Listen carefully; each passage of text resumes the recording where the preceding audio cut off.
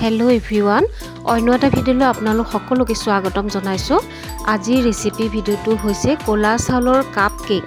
এই কেক খাবলৈ বহুত টেষ্টি হয় আৰু ইমান কোমল হয় মুখত দিলেই গলি যায়।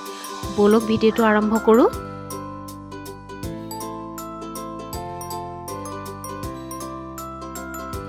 এতিয়া কোলা চাউল 2 কাপ লৈ লৈছো আৰু পানী দি 3 ঘণ্টা মানৰ কাৰণে তিয়াই থম। তা 3 ঘণ্টাৰ পিছত ভালদৰে ধুই পানীখিনি যাবলৈ টুকি থম। তাৰ পিছতে মিক্সিৰ জাৰত গ্ৰাইণ্ড কৰি গুড়ি কৰি লম।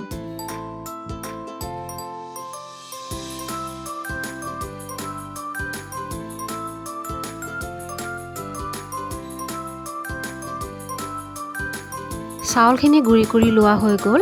এতিয়া বাউল এটাত এয়া দৈ আধা কাপ লৈ লৈছো আৰু ইয়াতে ডাঙৰ চামুচেৰে 2 চামুচ বাটাৰ দি দিছো আৰু এতিয়া দৈ আৰু বাটাৰখিনি ভালদৰে অলপ সময়ৰ কাৰণে ফেটি ল'ব লাগিব। বাটাৰ নাথাকিলে ৰিফাইন তেলো ইয়াতে ব্যৱহাৰ কৰিব পাৰে আৰু ইয়াতে ভালদৰে ফেটি লোৱাৰ পিছত এতিয়া ইয়াতে পিচি লোৱা চেনি 1 কাপ দি দিছো আৰু চেনি আৰু দৈ ভালদৰে মিলি যাব লাগিব। তেতিয়ালৈকে আমি অলপ সময় এনেকৈ ফেটি থাকিব লাগিব।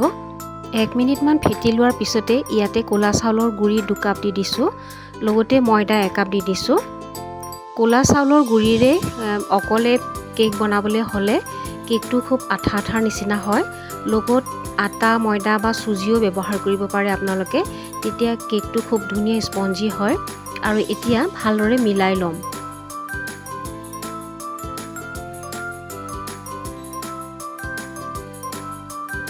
এতিয়া কেকটো ফুলিবৰ কাৰণে বেকিং পাউডাৰ 1 চামুচ দিছো আৰু বেকিং সোডা 4 ভাগৰ 1 ভাগ দি দিলো আৰু অলপকৈ গাখীৰ দি পেলাই আমাৰ এই কেকৰ বেটাৰটো বনাই লম।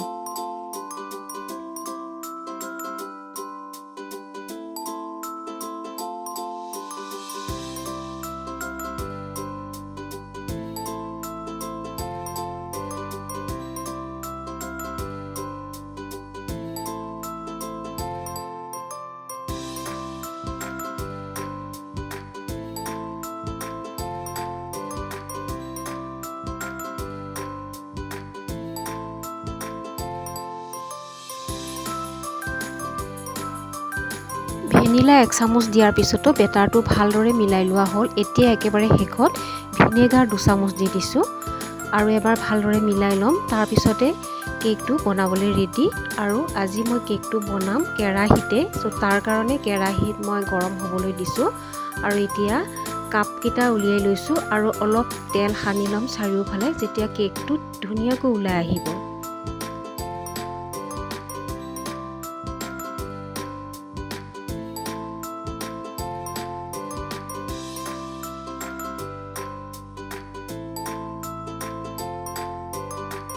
কেকৰ বেটাৰখিনি কাপটোৰ আধা আধা কৰিয়ে দিছো, কাৰণ আমাৰ কেকটো বহুত ওপৰলৈকে ফুলি আহিব।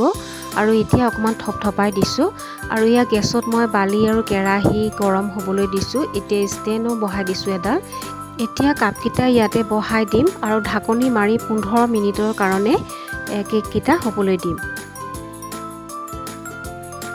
বাকি থকা বেটাৰখিনি এই সিলিকন মোলকেইটাতে বনাম। অলপ তেল সানি লৈছো আৰু ইয়া বেটাৰ অলপকৈ দি এইখিনিও কেৰাহীতে মই বেক কৰি ল'ম।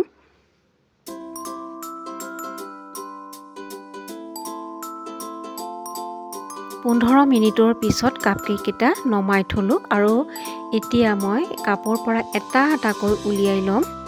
এয়া চাওক, খুব ধুনীয়াকৈ সহজতে ওলাইছে আৰু দেখিবলৈও ধুনীয়া হৈছে। আৰু এই কোলা চাউলৰ কেকটো খাবলৈও টেষ্টি হয় আৰু কণী বা তেল নিদিয়াকৈয়ে মই বনাইছো কেৰাহীতে। আৰু চাওক, এটা মই ফালিও দেখাইছো, খুব সফ্ট হয়। আজি কেকৰ ভিডিঅ'টো ভাল লাগিলে লাইক এটা কৰি দিব আৰু মোৰ চেনেলটো ছাবস্ক্ৰাইব কৰিব। আজিলৈ আহিছো, থেংক ইউ।